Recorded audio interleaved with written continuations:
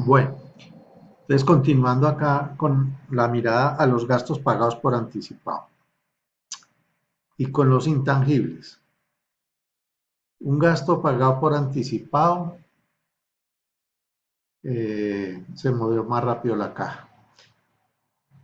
En el caso de los diferidos, también se movió la caja, primero que la causación. Entonces, ¿por qué yo no puedo llevar este gasto pagado por anticipado como un diferido? Porque aquí es importante marcar la diferencia entre que un gasto pagado por anticipado se va a causar en un lapso de tiempo inferior a un año. En cambio, el diferido es porque se va a causar en un periodo superior o mayor a un año. Entonces, esa es la gran diferencia. Bueno, otra pregunta podría ser, bueno, entonces, en ese orden de ideas, ¿por qué la cartera, las cuentas por cobrar a clientes, que es un intangible, no lo manejamos dentro de los activos intangibles? Porque la diferencia es que los intangibles se recuperan a través del tiempo con la amortización, porque no se han causado. En cambio, la cuenta por cobrar a clientes, en el momento en que se hizo la venta a crédito, se hizo la causación. Entonces, por eso no se puede llevar. Y pues, otra situación podría ser esta. Explique el manejo contable de las cuentas malas y su recuperación con un ejemplo numérico. Provisión deudas malas, 10% de las cuentas por cobrar a clientes de la empresa repuestos y partes. Si es en el mismo periodo o si es en diferente periodo. Entonces tenemos que la empresa tiene una cartera de 411,40. Entonces veamos cómo sería el manejo si tomamos el 10%, que lo vamos a manejar como una provisión de deudas malas. ¿Y esto por qué lo haríamos? Porque pues una de las razones es que la información de los estados financieros sea veraz, oportuna. Entonces, en la medida en que si yo determino que una cartera es irrecuperable, pues es mejor provisionarla porque eso me va a bajar el impuesto por renta presuntiva. Es decir, que de acuerdo al nivel de activos, pues entonces con base en eso también voy a tener una renta presuntiva. Entonces, en la medida en que yo descuente esta cartera que no se va a recuperar, además de tener una información más veraz, pues entonces voy a evitar una generación de impuestos, porque voy a tener un nivel de utilidad también mucho más alto. Entonces, vamos a hacer la provisión de deudas malas. Bueno, entonces tenemos dos situaciones con la cartera en la creación de la provisión de deudas malas. Que se pague ese 10% eh, y que esta cartera que se hace la provisión se recupere en el mismo periodo. Entonces digamos que acá tendríamos el registro contable, sería cuentas por cobrar clientes. Digamos que el 10% que es lo que vamos a llevar como provisión de acuerdo a esas expectativas de la cartera, que de pronto son facturas que eh, no, no hay cómo cobrarlas porque el deudor se fue del país y no se encuentra, o no hay, es una cartera que no tiene codeudor, no tiene garantías. Entonces, por esas razones se toma la decisión de hacer la provisión. Entonces aquí registraríamos por el haber 41, que sería la provisión.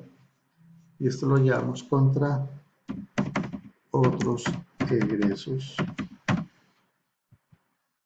41.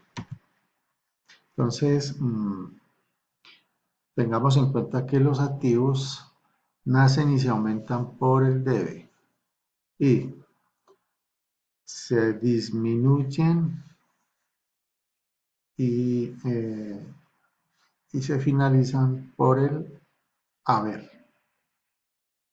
En el caso de los gastos, nacen y se aumentan por el debe, disminuyen y se cierran por el haber. Bueno, entonces 41, listo.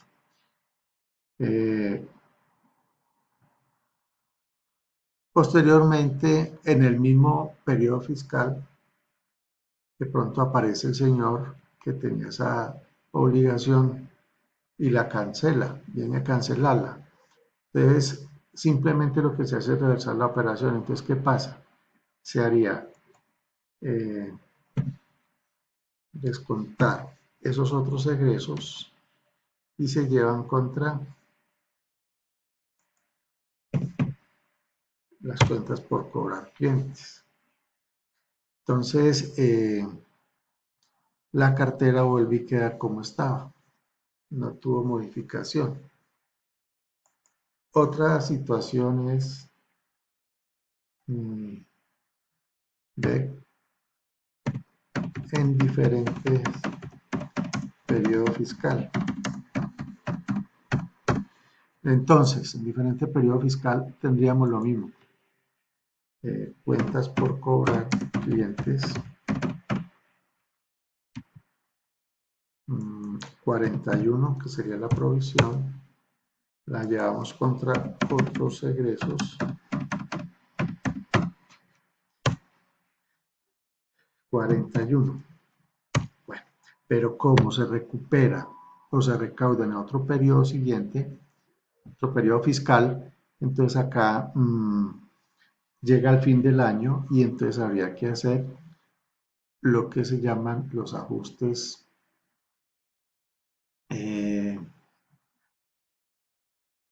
de cierre, hacer los ajustes correspondientes a los cierres. Entonces hay asientos de ajuste, asientos de cierre. Los asientos de cierre. Entonces acá las cuentas temporales, ¿cuáles son las cuentas temporales? Las que están en el estado de resultados. En este caso sería otros egresos. Entonces aquí la llevamos contra la cuenta resumen, ingresos y egresos.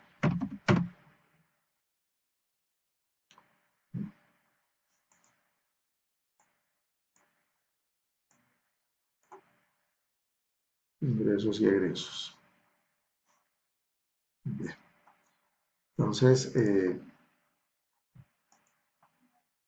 ver aquí más grande este. Bueno, entonces, en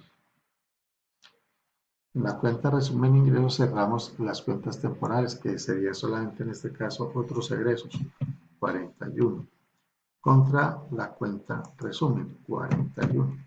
Bueno, esta cuenta resumen, fuera de dejarme las cuentas temporales en cero, como se puede ver acá en otros egresos, también sirve para determinar el valor de los impuestos.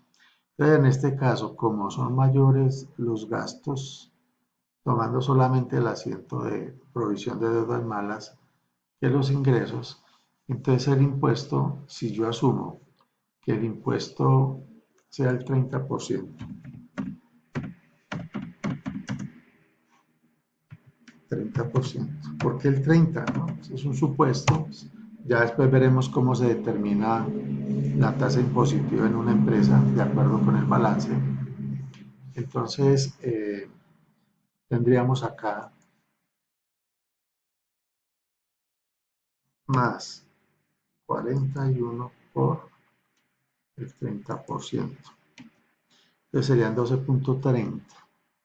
Miren ustedes lo interesante, este 12.30 es una disminución que vamos a tener en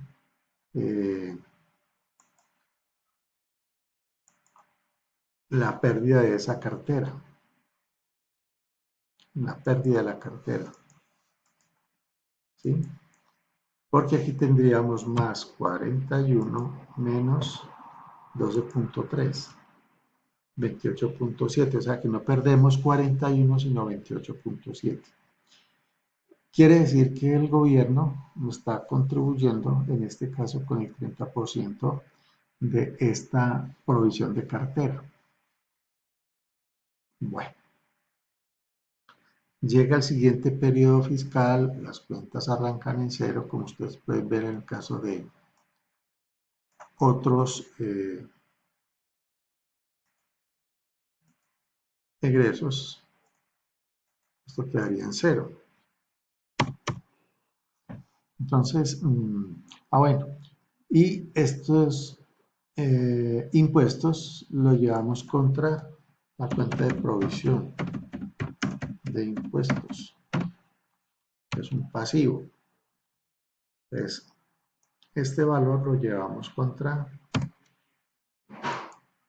el impuesto del periodo que está aquí,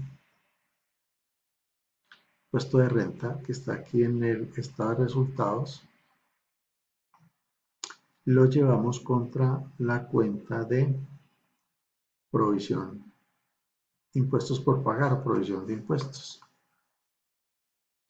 Entonces, quedaría por el lado a favor. No se aumentan los impuestos, sino se disminuye. Pero entonces, si en la persona paga en el periodo siguiente, ¿qué pasaría? Entonces, lo que habría que hacer era correr esto aquí un poquito.